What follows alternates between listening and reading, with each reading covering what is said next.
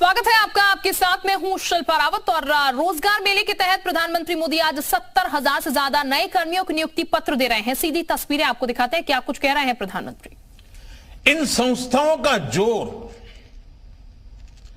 परीक्षा प्रक्रिया को पारदर्शी, व्यवस्थित और सरल बनाने पर भी रहा है।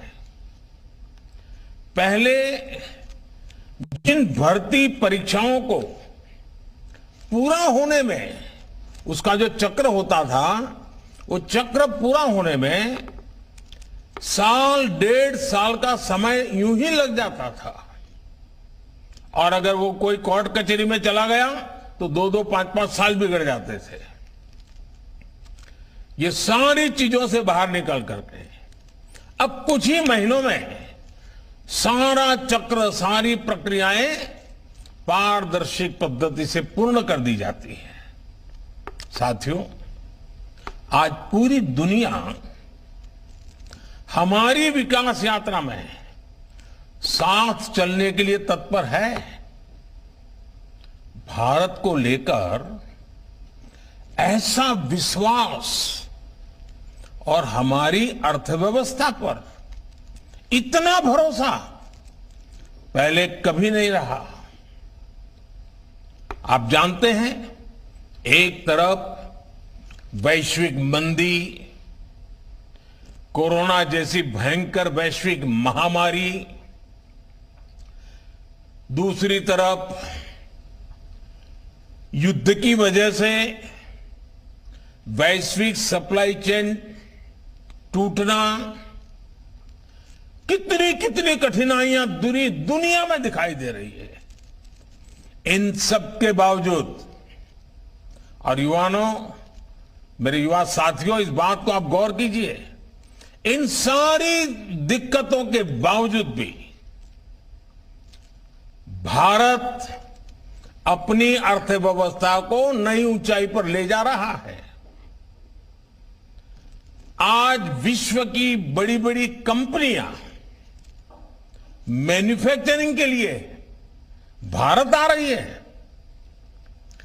आज भारत का विदेशी मुद्रा भंडार रिकॉर्ड स्तर पर है। जब इतनी बड़ी मात्रा में विदेशी निवेश आता है तो उससे प्रोडक्शन बढ़ता है, उद्योग का विस्तार होता है, नए नए उद्योग लगते हैं, उत्पादन बढ़ता है, एक्सपोर्ट बढ़ता है।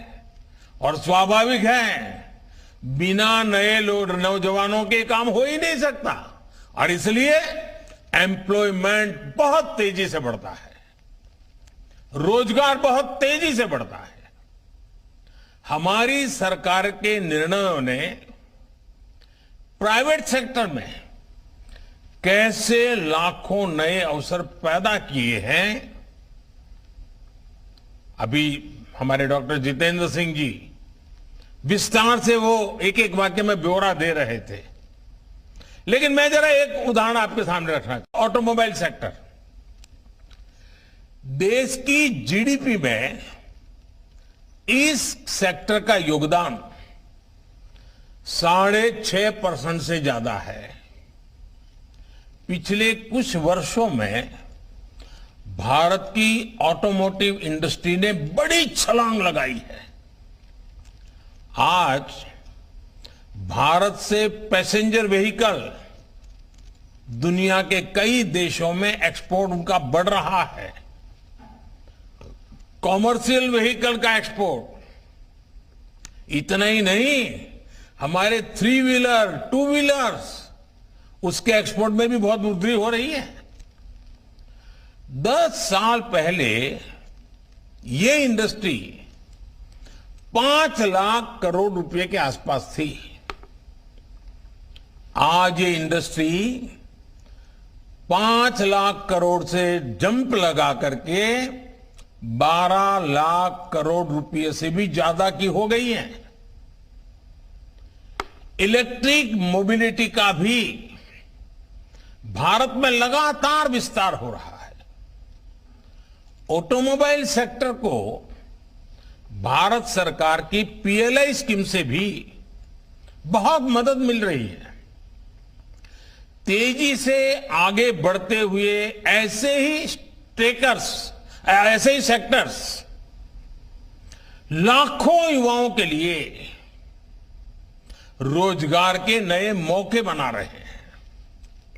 साथियों, आज भारत एक दशक पहले की तुलना में ज्यादा स्थिर, ज्यादा सुरक्षित और ज्यादा मजबूत देश है।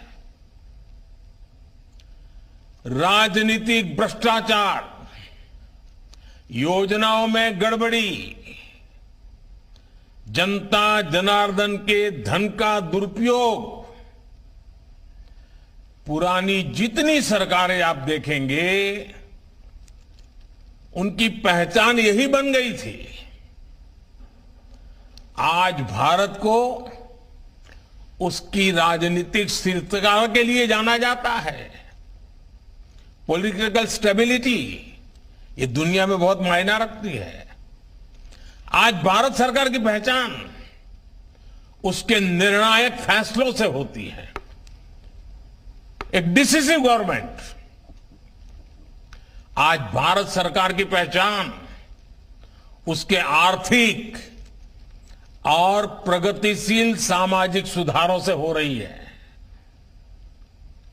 ग्लोबल एजेंसियां लगातार इस बात को घोषित कर रही हैं, अनुमान लगा रही हैं और विश्वास से कह रही है कि चाहे हाईवे का निर्माण हो या रेलवे का, ईज ऑफ लिविंग की बात हो या फिर ईज ऑफ डूइंग बिजनेस की चर्चा, भारत पिछली सरकारों की तुलना में बहुत बेहतर प्रदर्शन कर रहा है। बीते वर्षों में भारत ने अपने फिजिकल इंफ्रास्ट्रक्चर पर और अपने सोशल इंफ्रास्ट्रक्चर पर लाखों करोड़ रुपए का निवेश किया है। लाखों करोड़ रुपए के इस निवेश ने भी रोजगार के करोड़ों अवसर बनाए हैं। अब जैसे सोशल इंफ्रास्ट्रक्चर का मैं एक उदाहरण देता हूं आपको, जो हमारे सामाजिक जीवन से जुड़ा हुआ विषय है, और वो है पानी। और उसके लिए हमने चलाया है जल जीवन मिशन। ये जल जीवन मिशन, उसके पीछे अब तक करीब करीब 4 लाख करोड़ रुपए खर्च हो चुके हैं।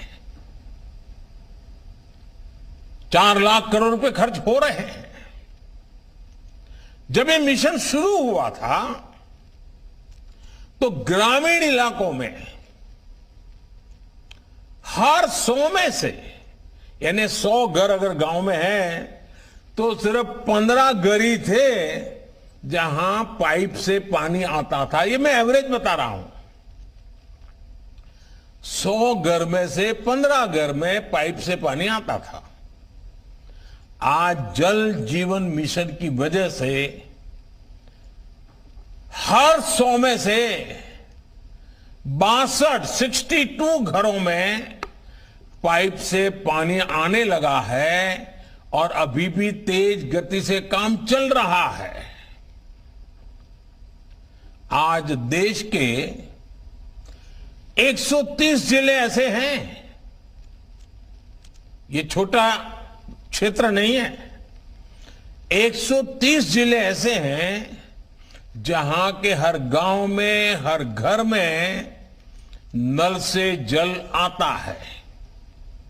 और साथियों, जिन घरों में अब साफ पानी पहुंच रहा है, वहां लोगों का समय भी बचा है, लेकिन इससे ज्यादा महत्वपूर्ण जो लाभ हो रहा है वो गंभीर बीमारियों से भी बचे हैं।